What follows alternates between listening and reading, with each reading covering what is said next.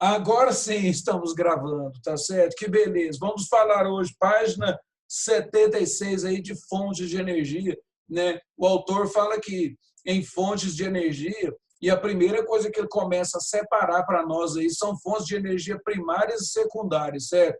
Então, o que seria isso? Né? Fontes de energia primária e fontes secundárias.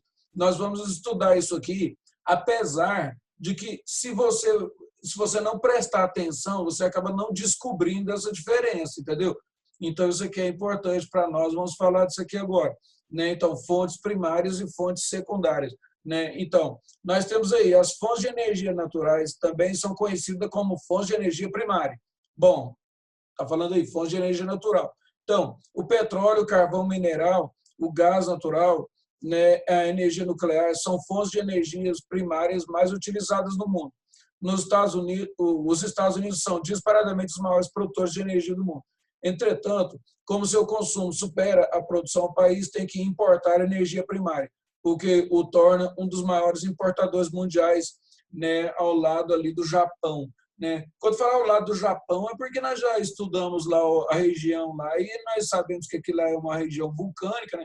Não vai encontrar lá aquele monte de petróleo disponível e tal, né? A grande parte dos minérios, né, o Japão não tem que importar, então é uma situação difícil. Mas então, os Estados Unidos, grande importador de energia primária, principalmente, disparadamente, o petróleo, entendeu?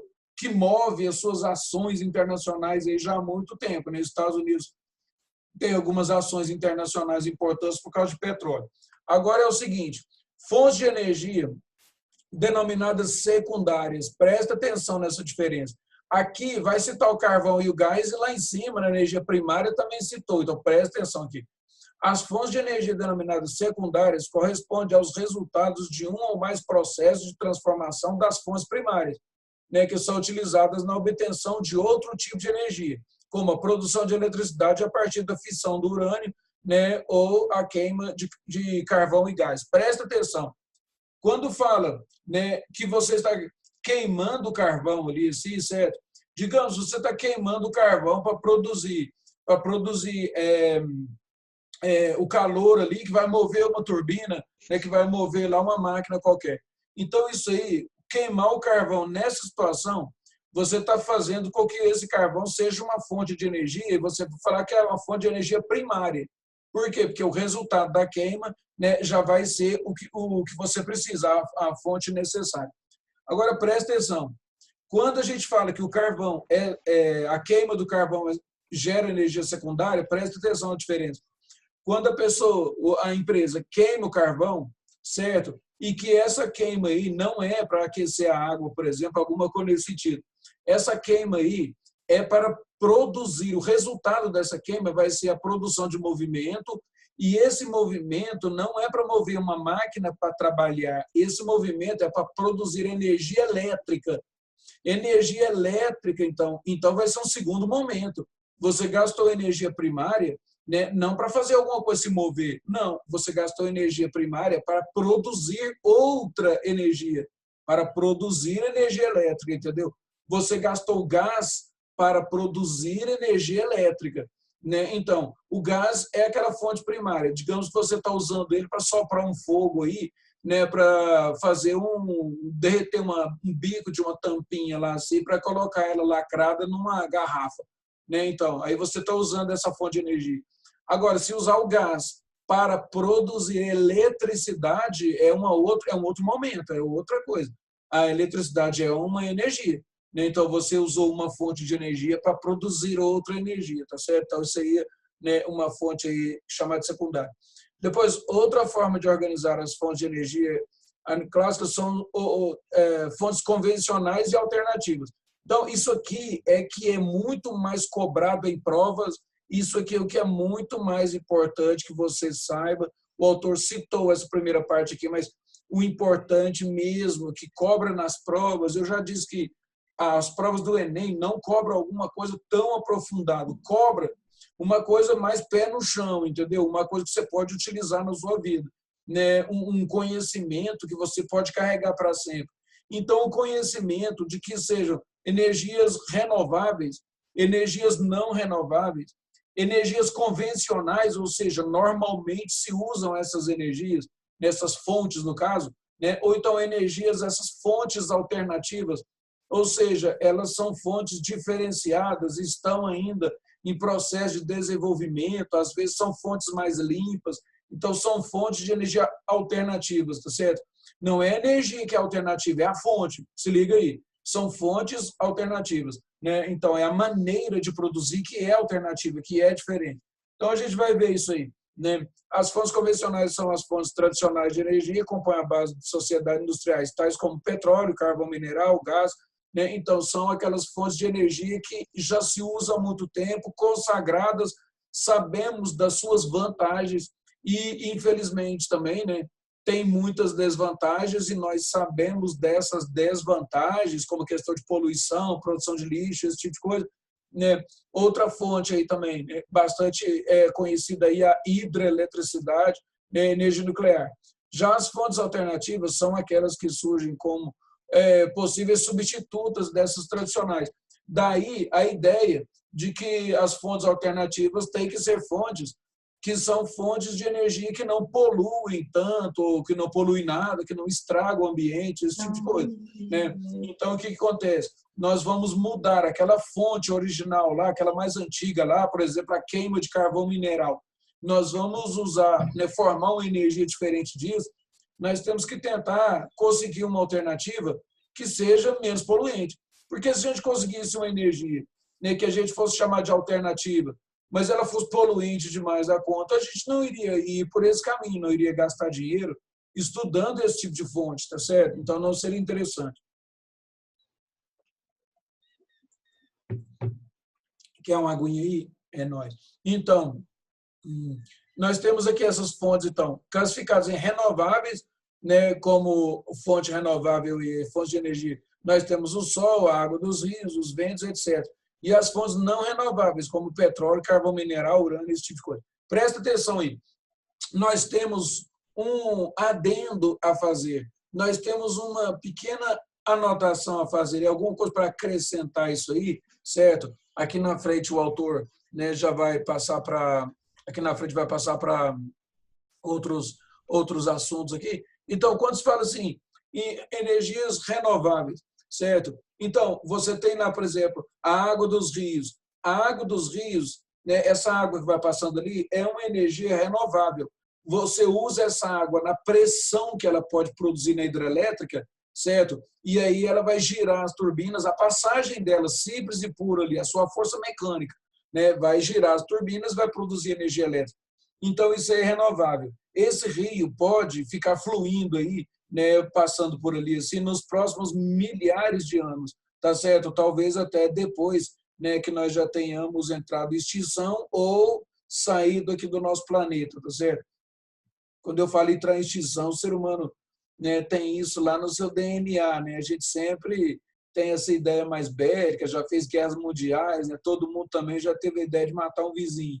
Aí é o seguinte, né? Então, nós temos essas fontes aí renováveis, a água dos rios. Agora, presta atenção, tem uma acréscimo a fazer isso aí, porque existem algumas fontes que são renováveis, vírgula, desde que, né, nós usemos com parcimônia, desde que nós não estraguemos essas fontes aí. Então, elas são renováveis, a água dos rios, assim que nós não estragamos o rio todo, né, que não secamos o rio, desviamos o rio e tal. Então, ela é uma fonte renovável. Mas nós temos que manter lá as matas ciliares, né, nós temos que manter esse rio fluindo aí, porque senão ela não é renovável, né? Existe condição da gente secar o rio, né? Então, renovável desde que nós fazemos ali um trabalho para manter ela fluindo, aquela água do rio. Agora, presta atenção, olha a separação, né? Essa aí nós temos que tomar conta dela. Agora, existem algumas energias, existem aí energias renováveis que são chamadas de energias eternas, né? Nós não conseguimos, de jeito nenhum, acabar com essa fonte de energia, certo? Nós não conseguimos acabar com ela de jeito nenhum, tá? Então, são fontes eternas de energia, certo? Se a gente quiser ir por essas águas mais profundas, né, e fazer essas separações aí, porque aqui é uma coisa necessária, o ser humano está buscando isso, Se você olhar, por exemplo, a energia solar, né, nós podemos aproveitar a energia solar? Sim, mas de forma alguma, um dia nós vamos dizer o seguinte, ó, estamos usando muita energia solar e temos que diminuir, porque senão o sol vai apagar. Né? E ridículo isso. O sol não vai apagar de jeito nenhum se a gente usar toda a energia que ele manda para cá, é claro que é impossível, mas se a gente recuperar, né, e produzir energia elétrica com muito dessa energia solar, né, nós não vamos conseguir estragar o sol, apagar o sol, esse tipo de coisa. Então, é energia eterna. Tá? O sol sempre vai estar surgindo ali na nossa região leste, se pondo na região oeste, não tem jeito, vai acontecer isso todos os dias. Tá certo? Se um dia isso não acontecer, a nossa preocupação menor vai ser produzir energia elétrica, tá certo? Né? O sol vai sempre surgir, né? Todos os dias, não importa se seja nublado, né? Os alunos sempre perguntam, e se é nublado? Não, o sol vai surgir lá no leste, se for no oeste, com tempo nublado ou não, né? Nublado demais diminui um pouco a captação de energia solar, mas continua recebendo, entendeu? Então, a energia solar é eterna. Uma outra energia que você pode considerar que é eterna, não importa o que o homem faça no planeta Terra, é a energia dos ventos, certo? Então, se o homem poluir o planeta Terra todinho, o que vai acontecer? Nós vamos ter área de alta pressão e área de baixa pressão. Então, o ar vai se deslocar das áreas de alta pressão para as áreas de baixa pressão. Eu disse o ar, certo? Eu não disse oxigênio. Nós estragamos, digamos, o planeta bastante mesmo e ainda os gases que estiverem ao redor do nosso planeta, formando a atmosfera, ainda assim eles se movimentarão, tá certo?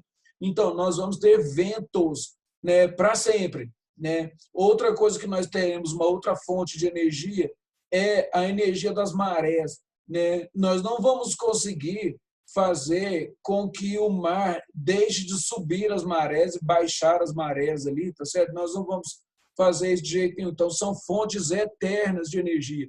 E, igual eu falei, algumas aí, né, fontes renováveis, nós temos, então, que cuidar, né, dessas fontes aí, porque senão elas estragam. E fontes não renováveis, citadas aqui o petróleo, por exemplo. O petróleo é uma fonte não renovável, ou seja, furou um poço de petróleo, tirou todo o petróleo que está lá, pronto, não vai nascer mais. Não temos como deixar lá um pouquinho de petróleo, fazer uma mudinha de petróleo, digamos assim, né, para deixar lá e futuramente surgir mais petróleo naquela área. Não, era um material orgânico que estava lá. Através da pressão e do calor da terra, que foi fervido por milhões de anos. Quando nós tiramos esse material de lá, tiramos e acabou. Então, o petróleo é finito, apesar que ainda temos muitas reservas, mas ele um dia vai ter fim. Às vezes o pessoal fura um determinado espaço, um buraco lá, uma prospecção de petróleo. E lá embaixo eles encontram um óleo que ainda não está preparado para ser explorado comercialmente. É um óleo que ainda vai ficar lá por muito tempo na pressão, durante mais alguns milhões de anos, e depois nós vamos ter o petróleo de qualidade. Só que tem um detalhe, isso não é renovável. Por quê? Você vai tampar aquele buraco e dizer o seguinte, ó, vamos deixar aqui, vou marcar no GPS, daqui 1 milhão de anos a gente volta aqui, porque você não vai dizer isso, entendeu? Vou esperar 1 milhão de anos. Então, o que acontece? O petróleo não é renovável. Se nós acabarmos com todas as reservas que o planeta tem hoje, e aí a gente vai ficar na esperança que daqui a 1 milhão de anos vai ter petróleo outra vez. Então, isso não é coisa que se peça, não é coisa que se espere. Se você pensar em 1 milhão de anos, isso aí é tempo demais. Então, ele é finito. Acabou o petróleo, teremos que tomar outras providências e encontrar outros materiais que substituam o petróleo. Hoje em dia, a gente pensa nisso, materiais que substituam o petróleo, mas a gente não pensa e não gasta tanto dinheiro com isso, porque sabemos que ainda temos muitas reservas, mas futuramente nós vamos ter que pensar nisso. Tá? Depois fala o carvão mineral, basicamente o mesmo tipo de formação do petróleo, áreas sedimentares, material orgânico pressionado e tal.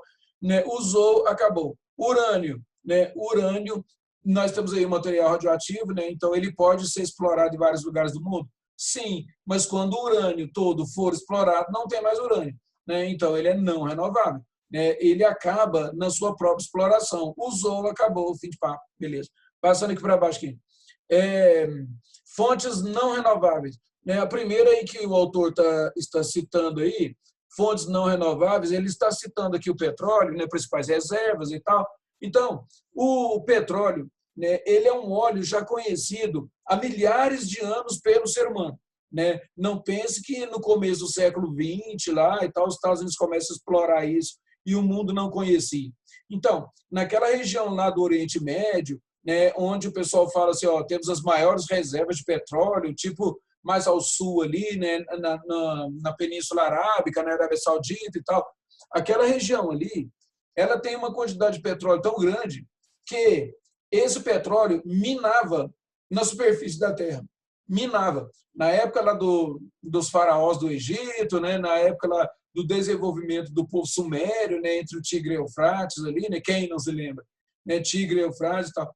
Então, nessa época aí, já se encontrava alguns poços, né, que o pessoal lá chamava de poço de natrão e tal, né? Então, esse material, o petróleo, ele saía na superfície, formava alguns poços de óleo, assim.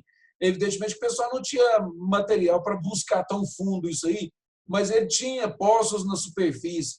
Então, aquele óleo ali, no primeiro momento, o pessoal pegou aquele óleo grosso e pensava o seguinte, ó, deve servir para alguma coisa, é um acontecimento que mesmo sendo lá naquela região lá, é um acontecimento relativamente raro, então esse óleo tem que servir para alguma coisa.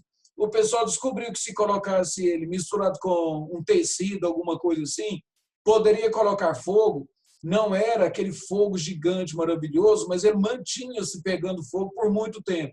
Para fazer uma tocha, uma iluminação, alguma coisa assim, seria interessante. Depois eles começaram a usar petróleo, né? Eles começaram a usar petróleo para calafetar os navios, os barcos dele, né? Então, aquele barco, né, que não é nem tão grande assim, o pessoal tira ele de dentro do mar, ali, ou de um rio, tira ele todos os dias para não ficar encharcado e a madeira apodrecer, tirava o barco, deixava o barco secando, deixava ele virado assim, o contrário, lá na praia, deixava ele secando. No outro dia, quando colocava ele na água de novo, como ele secou, a madeira encolhia um pouquinho e começava a vazar. Então, tinha que tirar um pouco de água dele até que ele estabilizasse ali e parasse de vazar. Só que aí, quando o barco estava sequinho, o pessoal passava uma camada de petróleo na parte externa dele, do barco ali assim, e esse petróleo, sendo passado naquela camada fina, ele solidificava, ele ficava duro, parecendo um verniz. E entre as tábuas, esse petróleo entrava ali, solidificava, e aí o que acontece? O barco não vazava mais. Então passava, pintava literalmente, né, o barco lá com o petróleo, né? Então eles faziam isso, depois eles começaram a misturar o petróleo na massa para assentar tijolos. Então, aquele petróleo misturado na massa secava e ficava um osso, mas parecia um ferro de tão duro, né? Existem algumas ruínas onde você tem aquele xadrez, aquele quadriculado das massas e o tijolo lá dentro enfraqueceu e virou pó e desapareceu. E ficou no espaço aquele quadriculado da massa, assim, que era dura demais, estava areia misturada com petróleo, virou uma coisa parecendo um plástico, né? Então, é interessante eles misturarem petróleo na massa de produzir, né, uma parede lá, tá certo? E os egípcios também, esta você não sabia, os egípcios começaram a passar petróleo nas múmias.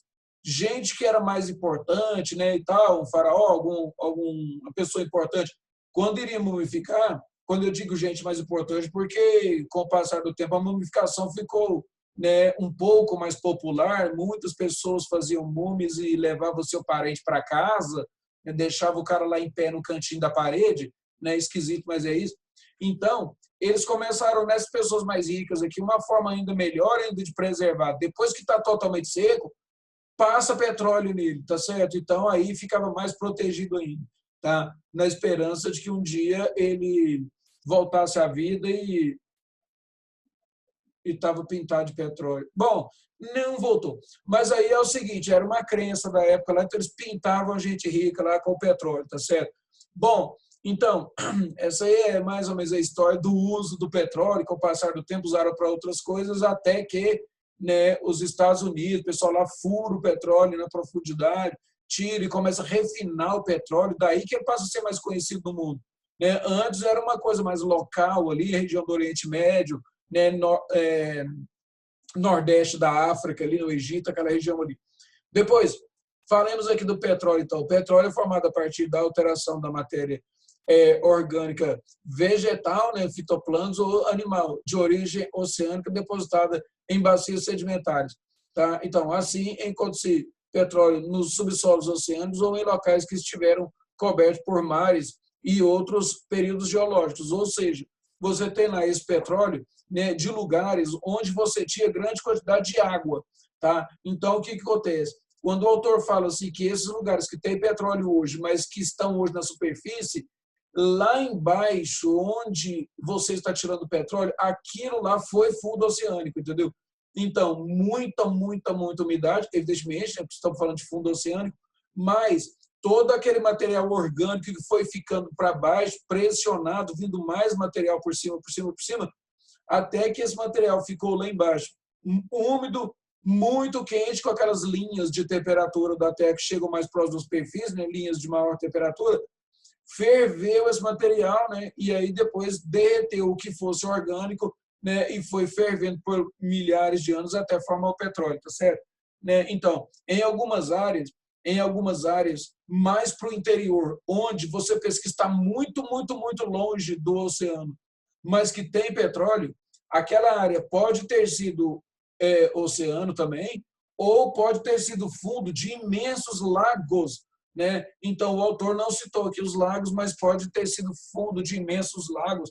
Existem algumas literaturas também falando sobre isso aí. É claro, nós sempre temos que considerar essa formação de petróleo aí mais levado para o lado dos estudiosos que trabalham com isso constantemente, que é o pessoal da Petrobras, né? Uma das empresas mais importantes do mundo, né? E a empresa que consegue produzir ou retirar petróleo das maiores profundidades de terra e também das maiores profundidades de água, né? Então, quando se trata de oceano aí, né, em grandes profundidades, a Petrobras é disparado o número 1 aí de conseguir colocar o seu maquinário tão profundo e ainda assim produzir petróleo. E dentro já da terra, né, chegar no pré-sal, nenhuma empresa do mundo chega nem perto disso. Tá? Então, quando vai furar grandes profundidades, a Petrobras não é produtora de brocas, ela produz petróleo. Então, aquela broca, né, que o pessoal usa para furar tão grandes profundidades, vai emendando uma na outra, até lá embaixo. Então, tem empresa que faz isso, né, e eu já estive estudando, evidentemente, falar aqui com vocês, né, então, o aluguel dessa broca lá assim, custa R$1 milhão por dia, tá certo? Se quebra uma broca dessa a 4 quilômetros de profundidade, imagina o tamanho do problema, tá certo? Né? Então, é melhor não imaginar, não, porque é difícil, né? Quanto que vai custar para tirar isso de lá. Né? Então, em alguns casos também, se pode encontrar jazidas de petróleo datadas do Paleozoico. Quando se fala em Paleozoico, período carbonífero, Permiano e tal, né? Esses nomes, as nomenclaturas, né? Você não tem como ficar decorando isso tudo em milhões de anos para lá e milhões de anos para cá, certo? Por que disso? Porque tem uma variação grande, são muitos nomes específicos e, geralmente, né, quando se vai tocar nesse assunto, o autor pode dar uma tabela dessa para você analisar. O importante é você saber analisar essas tabelas, né, e não ficar decorando esse monte de milhões de anos e esse monte de nomes diferentes, tá certo? Então, e aí depois você vai analisar em outro nível. Né? Não vamos ficar pedindo para o aluno decorar, né, aquela linha do tempo com esse monte de nomes e milhões de anos diferentes, tá certo? Seria uma perda de tempo. Então, principais reservas e países produtores. Essas principais reservas aí, certo? Elas variam aí conforme nós vamos fazendo mais prospecção, né, e procurando em outros países e tal, né? Mas o que eu posso dizer é o seguinte: nós tínhamos uma ideia de reserva de petróleo para o mundo em 1953, né? Um estudo dizia que na velocidade que nós estávamos explorando o petróleo, né, em 50 anos o petróleo iria desaparecer, ou seja, 2003 não teríamos mais petróleo. Só que nós fomos estudando outras áreas, fazendo prospecção, áreas mais profundas do oceano, outros países, tipo, nada a ver, mas a gente foi lá e pesquisou e tudo, né? Os países se interessam em saber se tem ou se não tem, e nós fomos descobrindo outras jazidas de petróleo para todo lado lá, né? E hoje, né, nós sabemos que nós aumentamos muito o total de petróleo produzido por ano, né, de 1953. É claro que a produção aumentou, né, muito mesmo, exponencialmente. Produzimos muito mais petróleo do que naquela época, mas só que nós descobrimos tantas outras jazidas que hoje, né, fica arriscado alguém ficar falando, né, que nós temos petróleo para mais tanto tempo. Não sabemos se vamos conseguir outras jazidas, primeira coisa. E também, qual é o nível de produção de petróleo que nós vamos ter, né, um nível necessário para suprir o gasto de petróleo no mundo inteiro, né? Então, nós não sabemos quanto vamos ter que aumentar a produção e tal. Nós estamos agora, esse ano, agora, 2020, né, nós temos hoje um excesso de produção. Quer dizer, se alguém tivesse feito, né, alguma estatística, alguma coisa assim, né, talvez ele já estaria errando nessa estatística. Nós temos um excesso de produção, o preço baixou demais da conta, né, problemas graves para a dona Venezuela, nossa vizinha aqui, né, depende de exportação de petróleo e o preço foi lá para baixo, né, veio a desestabilização da economia, com isso veio a desestabilização da política, né, e agora nós temos gente migrando para outros países, então é um caso bastante grave, certo? Né? Então, o que nós temos? Nós temos aí o petróleo com muitos países com reservas grandes, né? E nós temos uma ideia de gasto de petróleo por ano, né? Que pode ter uma variação, né, bastante importante, né? Então, vamos ver aqui. As reservas de petróleo mais importantes e abundantes do mundo estão espacialmente concentradas. Pode-se detectar as do Oriente Médio, cerca de 55% do total, é do total descoberto até agora, certo? De prospecção que nós já fizemos, então, 55% desse total de descobertas ou de áreas que a gente sabe que tem, estão na região do Oriente Médio. Tá? Então, as do Golfo do México, Golfo do México ali, logo ali naquela região arredondada ali, um golfo mesmo, né, com toda característica lá, né? Então o pessoal explora petróleo ali. As do sul dos Estados Unidos, né? Sul dos Estados Unidos, tipo assim, sul, você tem as áreas lá, por exemplo, do estado do Texas, né? Então ali tem uma grande produção de petróleo, né? Basicamente onde se iniciou também, né, essa ideia de arrancar o petróleo lá do fundo, não esperar minar aqui de qualquer jeito aqui nas superfícies. Vamos furar aqui em grande profundidade e retirar o petróleo de lá.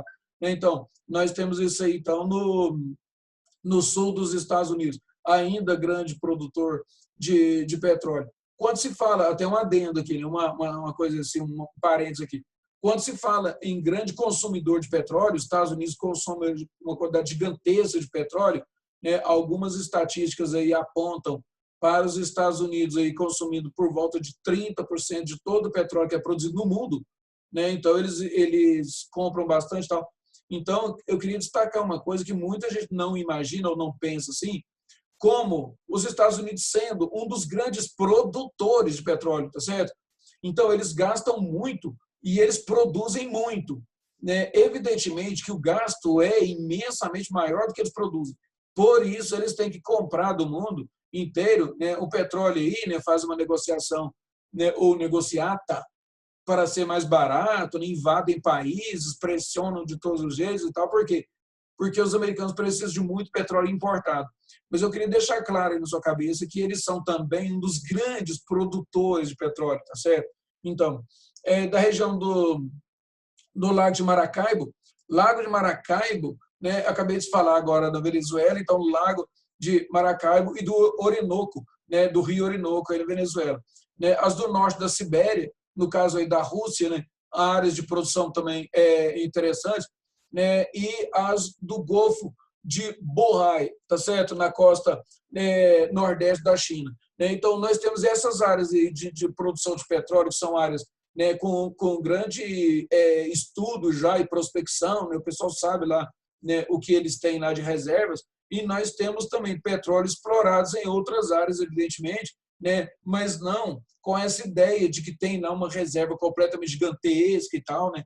Nós temos aqui na nossa América do Sul, aqui, né? Graças a Deus no Brasil, né? Nós temos também algumas reservas importantes e as nossas reservas estão no oceano, certo? Naquelas 300 milhas náuticas, né? No Oceano Atlântico que pertence ao Brasil e tal, né? Nossa área aqui.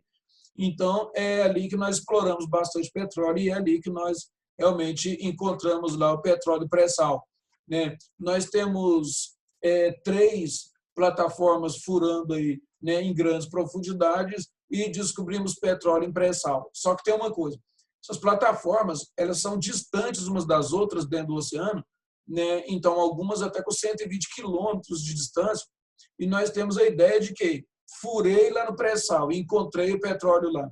Só que não tem como ainda, com a tecnologia atual, não tem como saber exatamente até onde vai esse poço de petróleo lá embaixo. Por quê? Porque nós encontramos petróleo, né, no pré-sal em 3 pontos diferentes, nós podemos dizer que eu faço a medição daqueles pontos ali, o quanto que eu tenho de petróleo ali, o tanto que eu consigo medir lá tecnicamente ali ao redor. Só que tem um detalhe, né? O Brasil, né, o pessoal da Petrobras lá tem alguns estudos mostrando que é possível, uma possibilidade, que é possível que esses 3 pontos, né, de petróleo pré-sal, que são distantes uns dos outros, que eles sejam um poço só de petróleo. Agora você imagina, né, se são 3 poços de petróleo e nós temos petróleo lá embaixo, você tem uma reserva grande. Agora, se esses 3 poços se configurarem em um poço só, imagina o tamanho dessa reserva de petróleo lá embaixo, certo? Seria uma coisa completamente gigantesca, né? O Brasil passaria a ser um dos países que tem a maior reserva de petróleo do mundo. Então, os estudos ainda são preliminares nessas profundidades para saber se nós temos um poção gigante de petróleo lá embaixo, né, nessas grandes profundidades, ou se nós temos 3 poços diferentes e talvez tenhamos poços em outros lugares que a gente ainda não descobriu. Né? Se for um poço único lá, né, uma área única de petróleo, né, distante uma plataforma da outra 120 quilômetros, então seria, né, uma quantidade de petróleo completamente gigantesca. Né? Aqui fala sobre a América Latina, né, outras áreas aqui de produção e às vezes falando que alguns países aqui podem até ser superavitários, né? Tem petróleo bastante para eles, no consumo próprio. O Brasil é autossuficiente em petróleo? Sim. Agora, preste atenção. De vez em quando, né, sai na televisão lá dizendo o seguinte, ó, o Brasil comprou tantos milhões de barris de petróleo lá da Arábia Saudita, por exemplo. Né? Então, o que acontece? É porque esse pessoal lá, às vezes, faz lá tipo uma promoção, eu preciso de mais dinheiro, né? Eu preciso de vender mais petróleo, alguma coisa nesse sentido. Né? Eu tenho uma questão econômica aqui.